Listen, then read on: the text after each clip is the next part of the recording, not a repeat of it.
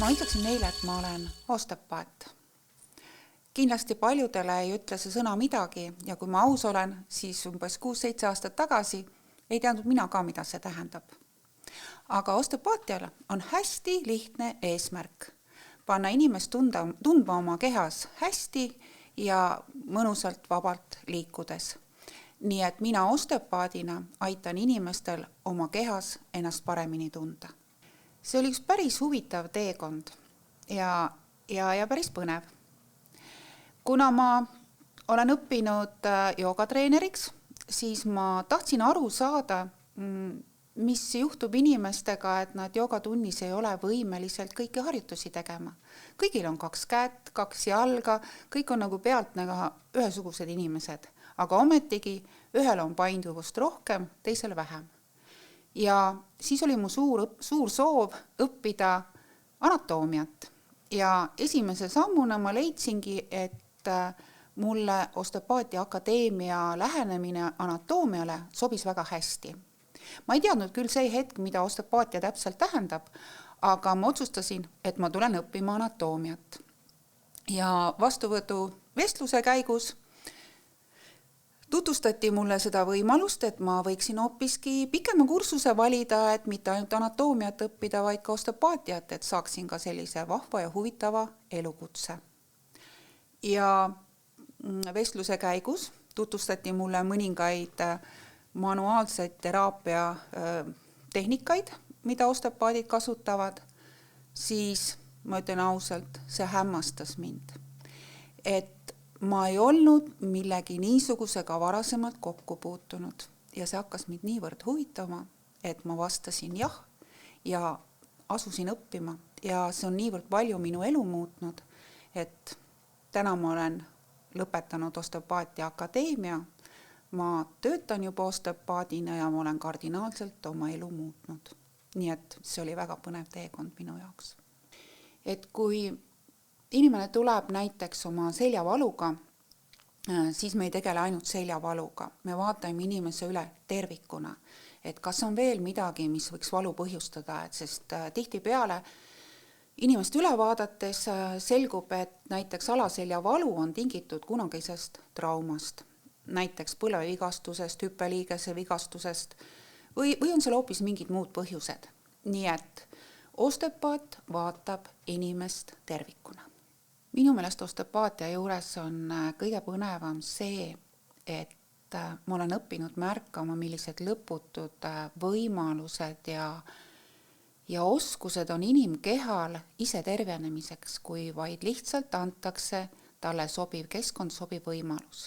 Et see on minu jaoks täiesti müstika, kuidas on võimalik lihtsate, ohutute, manuaalsete tehnikatega inimese tervist toetada ja hoida tervena. Kui ma räägin nüüd oma osteopaatia praktikast, siis ma võin jagada need mured, millega inimesed minu juurde tulevad, 3 suurde rühma. Üks osa on sellest need, kes nii-öelda vastavalt oma elukutsele viibivad hästi palju sundasendis. Kas see on siis istuv töö või siis käte kasutamine mingi teatud tehnika sooritamisel. No näiteks ongi kontoritöötajad, on kosmeetikud, nii-öelda iluteenindajad, kellel on pidevalt vaja istuda ja teha kätega mingid tööd, mis on nende amet. Ja sellest tekivad tihtipeale pinged kätesse, õlgadesse, samamoodi selga. Ja osteopaatia on hea võimalus neid aidata. Ja siis teised 2 gruppi on need, mis puudutavad üldse igasuguseid valusid, näiteks selja, jäsemete valud, peavalu, et nendega tegelen. Ja üks grupp võiks öelda on veel neid, kes on traumadega, et need võivad olla siis näiteks spordivigastused või siis ka traumadeks nimetame osteopaatias ka seda, kui on olnud näiteks kirurgilised sekkumised, et on vaja olnud arstide abi, siis peale operatsiooni on ka osteopaatia see, mis aitab jälle inimesel jalule saada. Nii et selles suhtes on osteopaatial väga laiad võimalused ja mul on hea meel olnud, et ma olen ka paljudel sportlastel aidanud koos füsioterapeudiga jõuda jällegi tagasi oma spordi juurde ja nad on väga kenasti taastunud. Kui me võtame näiteks füsioteraapia, siis seal tihtipeale on tegemist taastusraviga ja nii-öelda siis uute harjutustega, millega on võimalik siis inimesel taastuda, paraneda. Tegeletakse ühe kindla probleemiga, näiteks sellega, et kui on külmunud õlg, siis püütakse see õlg liikuma saada või siis on mingi põlvevigastus olnud, siis tegeletakse ainult selle konkreetse põlvega. Ja kui me võtame nüüd siia ka võrdluseks juurde kiropraktiku, siis kiropraktik on manuaalterapeut, kes keskendub väga palju selgroole, et selgrolülid oleksid paigas, sellepärast et seal on palju närve, mis reguleerivad kehatööd ja nii edasi. Kui me nüüd võtame osteopaatia, siis osteopaatia hõlmab neid mõlemaid ja mitte ainult. Osteopaatia tegeleb ka väga paljude teiste kudede ja organitega, mis inimese kehas leiduvad. Ja kui ma tooksin veel juurde siia ka ütleme massöörid, kes põhimõtteliselt tegelevad kõige rohkem lihastega, siis osteopaadid on nii lihastega tegelejad kui luudega, kui liigestega.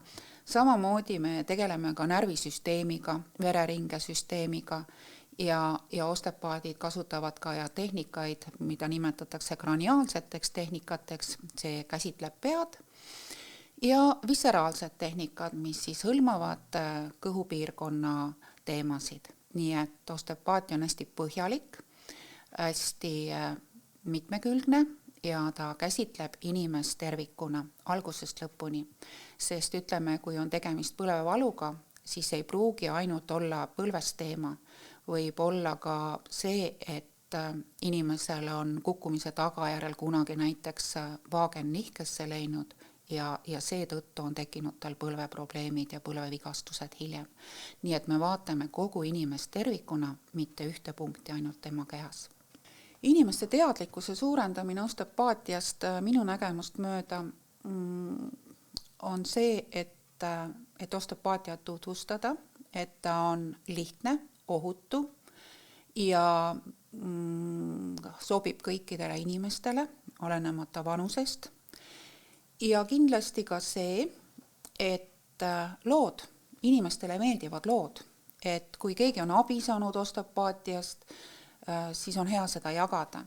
Aga ma mõistan siin samas täiesti seda ka, et kui me vaatame turunduse vaatevinklist, et inimestele meeldivad päris lood, et kui keegi räägib endast, et vot mul oli see teema, ma läksin sinna, ma sain abi, siis tervis on niivõrd isiklik asi, et sellest avalikult nime ja pildiga ei ole lihtne inimestel rääkida. Nii et siis peab olema lihtsalt palju hea kogemusega patsiente, kes oskavad seda jagada ja kindlasti ka oma selgitustöö, mida me kindlasti teeme siin oma koolis õpetades ja ka loenguid pidades mujal. Osteopaatiat saab õppida Osteopaatia Akadeemias. Eestis on väga hea kool, kus käib Euroopa tasemel õpetamine. Meil on palju Euroopa õpetajaid, kes siis juhendavad meid. Ja kui Osteopaatia Akadeemia on lõpetatud, siis on võimalik saada ka Euroopa tasemel litsents, mis annab võimaluse tööd teha ka väljaspool Eestit, Euroopas. Nii et see on väga hea haridus.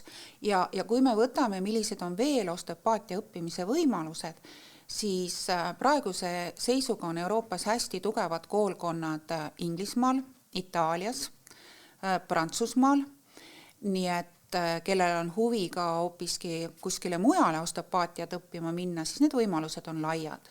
Et võtame kas või siin samas põhjanaabrid.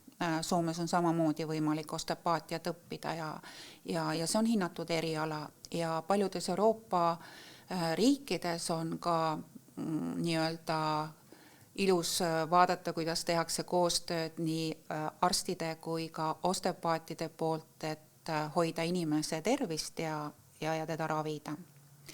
Ja kui nüüd rääkida sellest, et missugune on minu roll osteopaatia hariduse juures, siis mina olen see õpetaja, kes õpetab palpatsiooni ehk siis käelist tundlikkust, kuidas seda arendada, sest tihtipeale mõeldakse, et see on midagi väga keerulist, palpatsioon, et sa pead mingisugust erilisi asju tundma, aga saan öelda, et see on lihtsalt treening.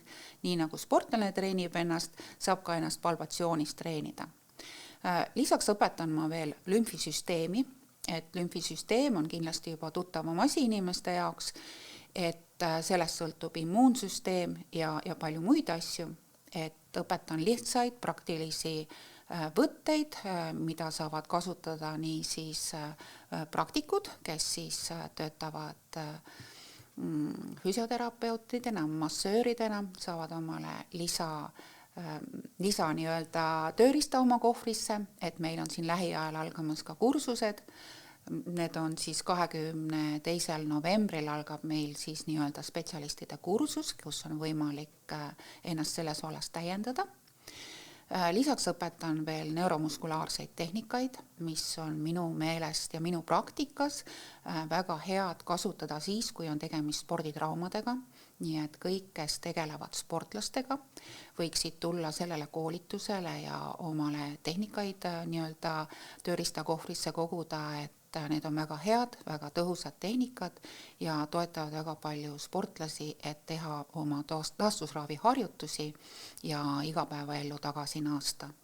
Ja samamoodi oleme õpetajaga sellel kursusel, mis puudutab nii-öelda sissejuhatust üldse osteopaatiasse, ma räägin osteopaatia filosoofiast, millised on üldse osteopaatia põhimõtted, millele see baseerub ja samamoodi teeme ka kindlasti praktilist õpet ka siin natuke juurde. Et nüüd on meil 2 kursust tulemas, jah, et üks on 22. novembril, mis on siis rohkem spetsialistidele mõeldud ja see on siis korra kuus, 2 päeva, ühel nädalavahetusel ja teise kursuse algus on 9. detsembril ja see on kursus siis, mis on mõeldud inimestele, kes tahavad lihtsalt teada, mis asi on osteopaatia. Et võib-olla nad on kunagi mõelnud selleks ei pea olema ka inimene, kes kindlasti tahab osteopaadiks saada. Sest minu jaoks kogemus siin Osteopaatia Akadeemias õppides ei ole mitte ainult see, et ma sain osteopaadi kutse ja sain oma Euroopa sertifikaadi, vaid minu jaoks on see olnud ka väga suur areng inimesena. Sest Osteopaatia Akadeemia annab palju ka selliseid teadmisi, mida tihtipeale olen avastanud ennast mõeldes, et seda oleks võinud meile juba koolis õpetada. Nii et need loengud saavad olema huvitavad, põnevad, harivad, nii et ma igal juhul soovitan tulla, sest me räägime teooriast ja meil on ka palju praktikat, nii et ootan akadeemias.